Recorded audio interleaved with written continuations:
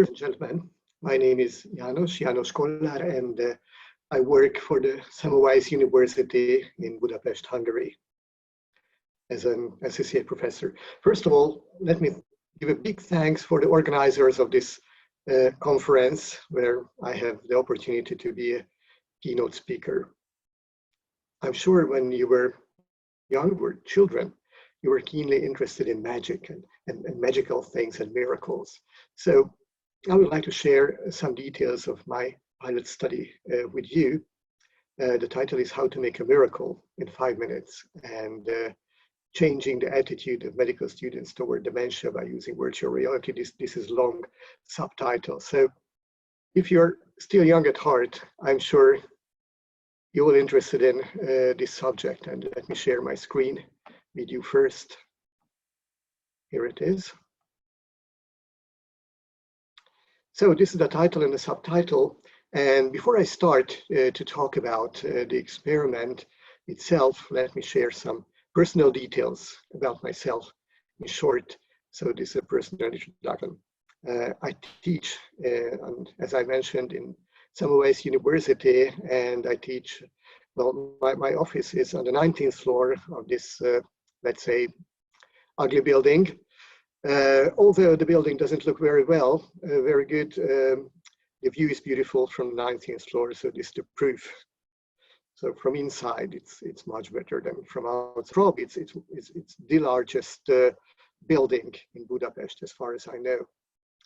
And what I'm really proud of, the kids. They are 3.5-year-old kids, a boy and a girl, Peter and Kincső, and we live not so far from Budapest in Velence, nearby the lake of Velence. And this is something more. I was talking about it last year in Lisbon, and the same conference. This is my method, what I developed for helping teachers for teaching, helping students for learning. You know, my aim is to see the shining eyes of my students. And if I cannot see the shining eyes, I'm very disappointed. So I developed something. I summarized 5 fields of teaching, which should be included in every curriculum. And the first is keys of originality, which has something to do with creativity improvement, of course. And I teach also learning methods, mnemonics, how to make the learning much easier. Lecturing, how to give a good presentation, how to give a good lecture, what kind of softwares can you use for a given lecture. And the A is for advantages of the social media. So where can you find free sources on the internet if you're a teacher, if you're a student. And the last letter is for relaxation, which is actually a fantastic experiment. I hope you know it, how to feel in 7 minutes that you were sleeping for 4 hours. So I think it's fantastic. And that's why it's called KOLLAR methods. And yeah, this is my name as well. So I teach this program in Budapest and Semmelweis University, and I have had this program in Debrecen, Hungary, also teaching medical students, and Netherlands, Roosevelt Academy, and I was teaching in Malta, the University of Malta, and regularly I return to Finland for a PhD course when I teach this method at Turku University. Just one more thing from my past, and this is called computherapy. I was working with people living with disabilities, mostly with youngsters, children, young people, and I used computers. So I confessed the very first time when I entered to the institute, when I started to work for Institute of People Living with Disabilities, I had no idea what to do with those guys as a clinical psychologist. And later I discovered that if I use computers, the computer can be a very good tool for motivating them. So they use the sentence, I made it. It was a key sentence, what they told when they could create something. And they realized that in spite of their sometimes multiple disabilities, they can create something, what they can be very proud of, and their parents as well. And this was the root of the experiment I would like to talk about right now. But first of all, I have to give some answers to some questions to explain the research issue. At first, I would like to talk about why I chose medical students and why I chose dementia. Actually, I would like to refer to some articles wrote in this topic. First, the article of Bickford and his colleagues, by Bickford and his colleagues, compassion towards people with dementia often suboptimal, and it has negative impact on clinical outcome and care. Another statement, negative attitudes and stigma toward older patients with dementia are pervasive among medical students, but clinical encounters with older patients have a positive effect on student sensitivity to geriatric issues and attitudes toward elderly people. So it was a spark for my experiment. If they meet in person for those people who they will be responsible for, probably their attitude will change. Number three, medical students are usually not prepared to care for persons with dementia. This is an international experience. Medical students may consider communicating with older adults time-consuming and challenging, lacking intellectual stimulation, and overwhelmingly complex. And finally, despite person-centered educational policies, current curriculums may not adequately prepare students to meet the needs of people with dementia. This is true. You know, this problem is so far from the young people. They don't simply care about this, and they are afraid about the topic. Probably they can see their own future. That's why this topic is very foreign for them. And probably they simply don't care because they think, yeah, it's too far. Probably because they're afraid of it, because they are afraid of communicating with people, with elderly people. They think it's overwhelmingly complex. They feel they have simply the feel of success.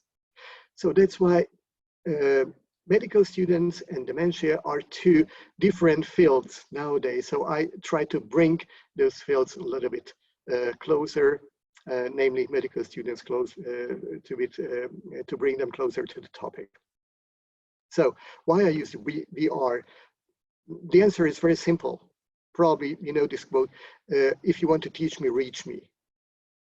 Medical students are very susceptible to the latest technical inventions, just like VR, virtual reality. Some of them have already tried.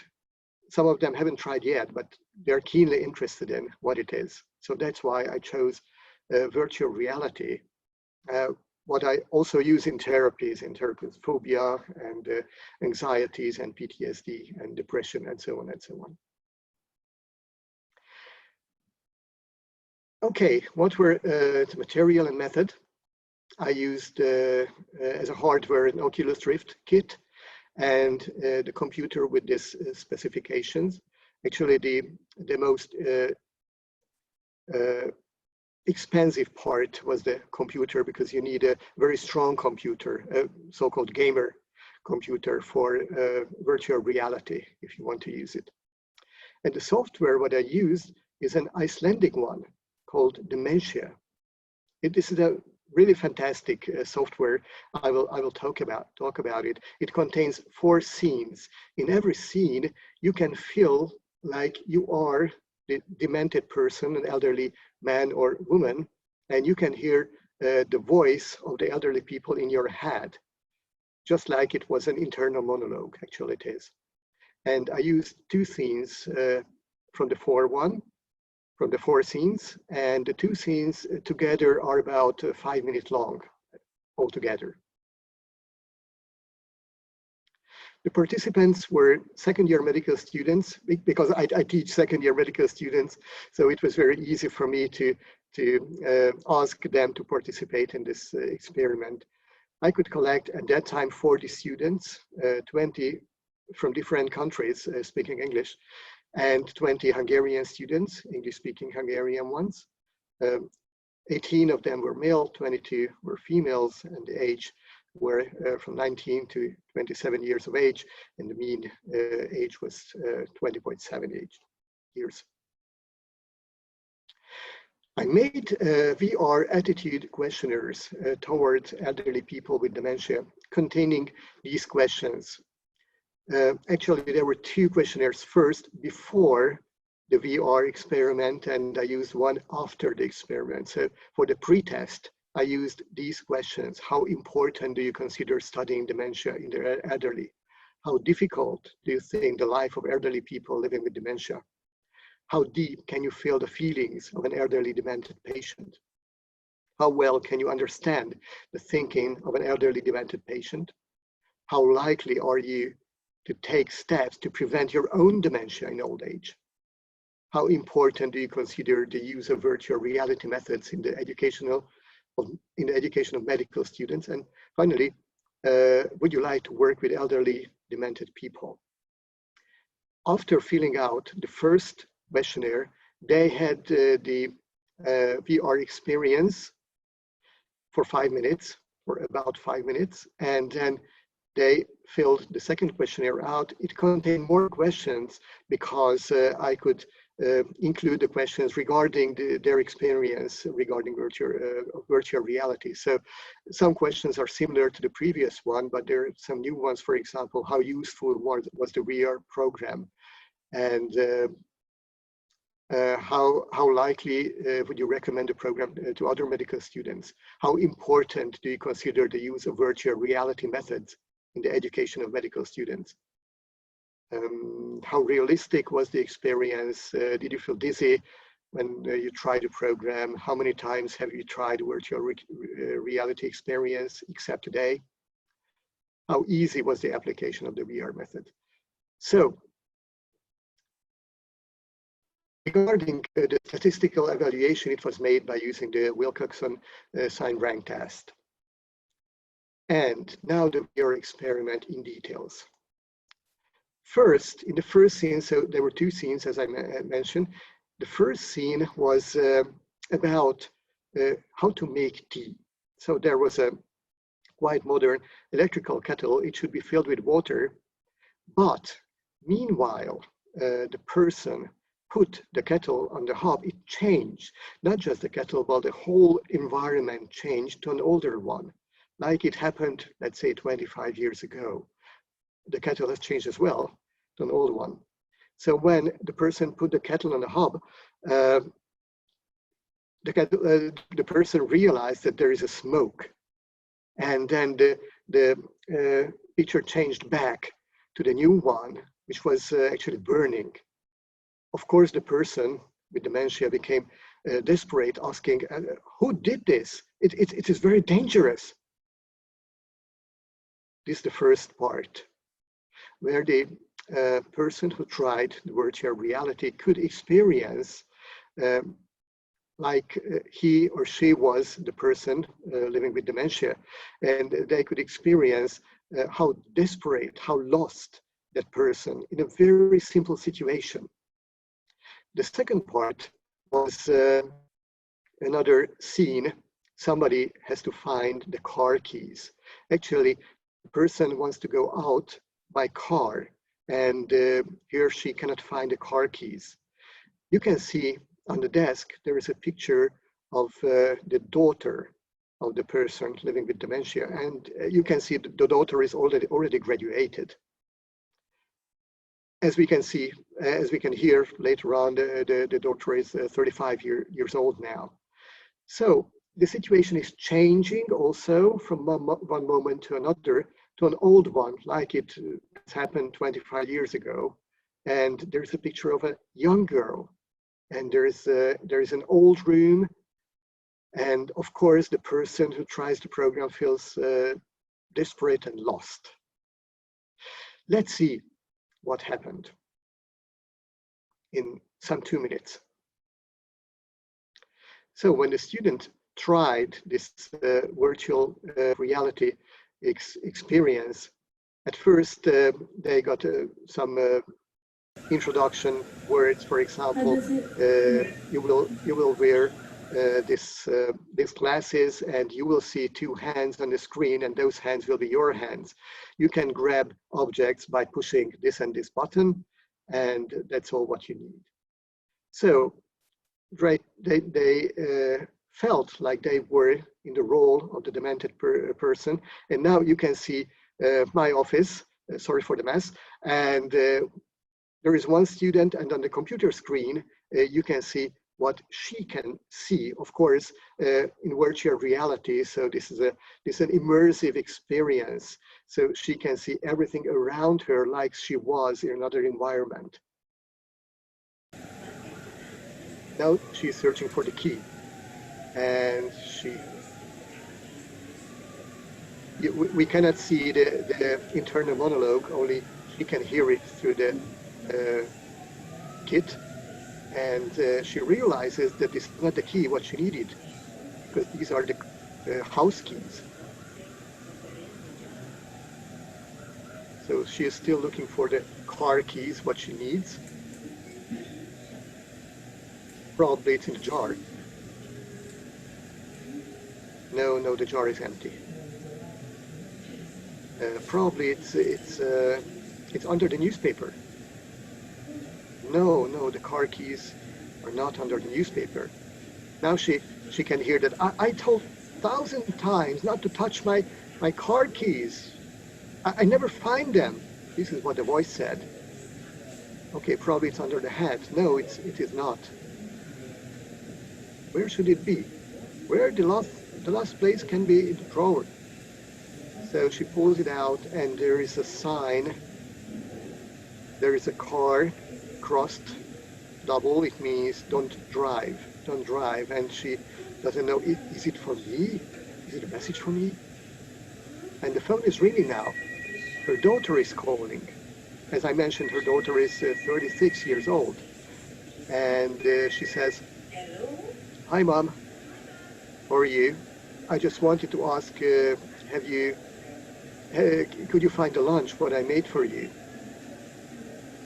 And the people living with dementia doesn't know what's happening. Who is it? Who is talking? Is it you, Sean? But you're young.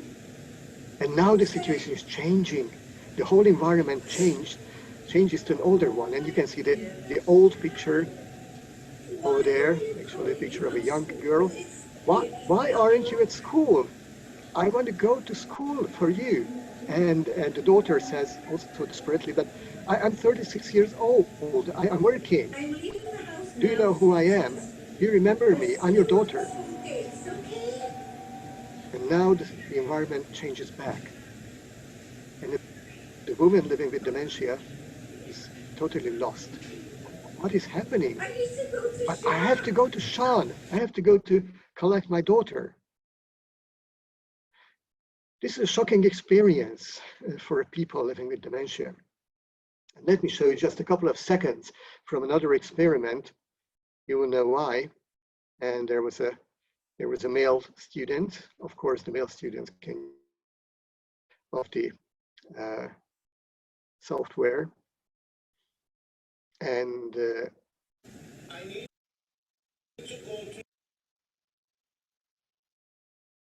I have to go to Sean, says, and you will hear the student's reaction.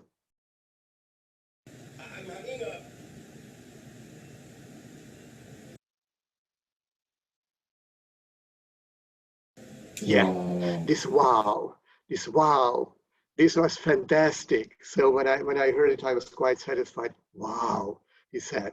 It means it really impressed him. Okay, let's see the results.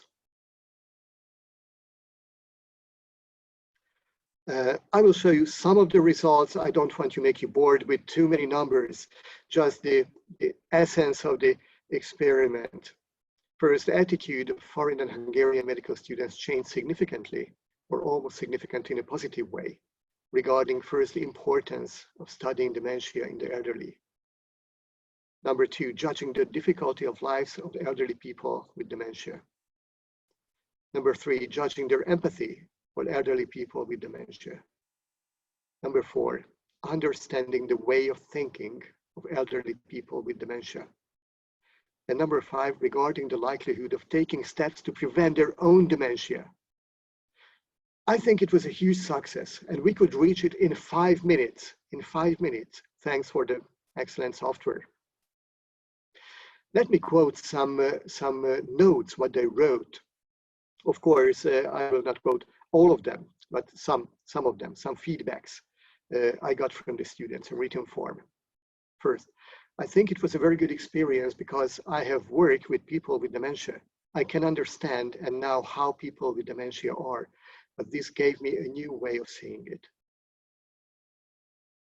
That was a very alarming experience for me because I see myself very prone to it, and I'm very excited to know the prevention of this sort of condition and how to treat and balance with these sorts of patients. Thank you very much because of giving this nice opportunity. Very good experience that gives an insight on how a demented patient would live their life and how it affects them and their loved ones.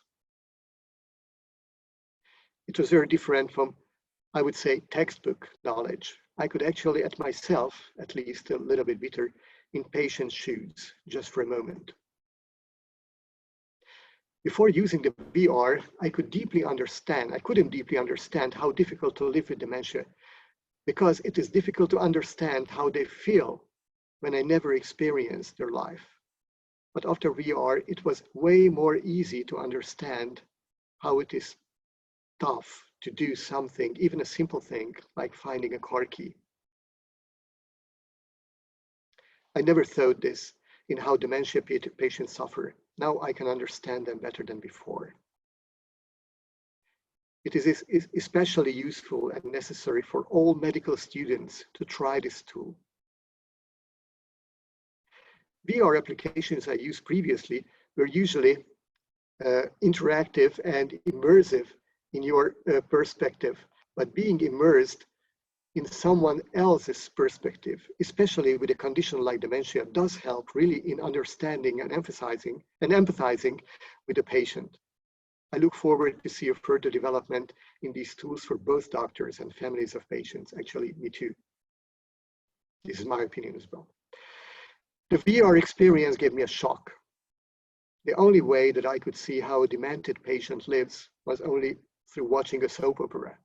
Through VR, I could feel how it really is for the elderly to fight against dementia.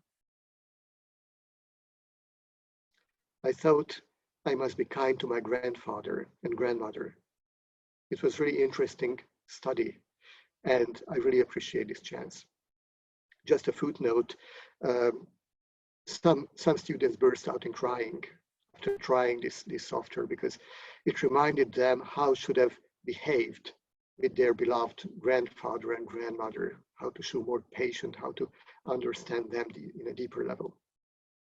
Okay, let's go on with the opinions, with the feedbacks. I would recommend it to anyone working in healthcare. So these were some of the feedbacks. Students participated in the experiment, and as a conclusion, I think I can say that the study demonstrated the importance and the effectiveness of applying virtual reality tools in educating medical students. And in general, to use virtual reality tools in education, I think it is very important. Since it was just a pilot study, a bigger research is needed involving more students. Actually, this already has been started, but before the virus outbreak, I could reach the number of 70. And in the next week, I could have reached the number of 100 students participating in the project. Well, now I have to wait until this virus situation will be over. And I would like to go on with this experiment. And at the end, I would like to say acknowledgement to special thanks to Edith Wash for the statistical analysis she made. Thanks for the participants who sacrificed their time for the purpose of the study. I would like to say big thanks again for the organizers of the conference. And of course, thank you for your kind attention. I was talking about these topics.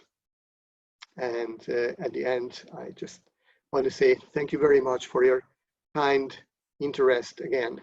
And you can see my email over there, janoskollar@gmail.com. So if you would like to contact me, please don't hesitate. If you want me to share more thoughts about the experiment, or if you would like to start a cooperation, I am more than open for any cooperation. So thank you very much again. And I hope it will be a very successful conference. And I wish you joy and, of course, very, very good health for you and for your beloved ones. Thank you again.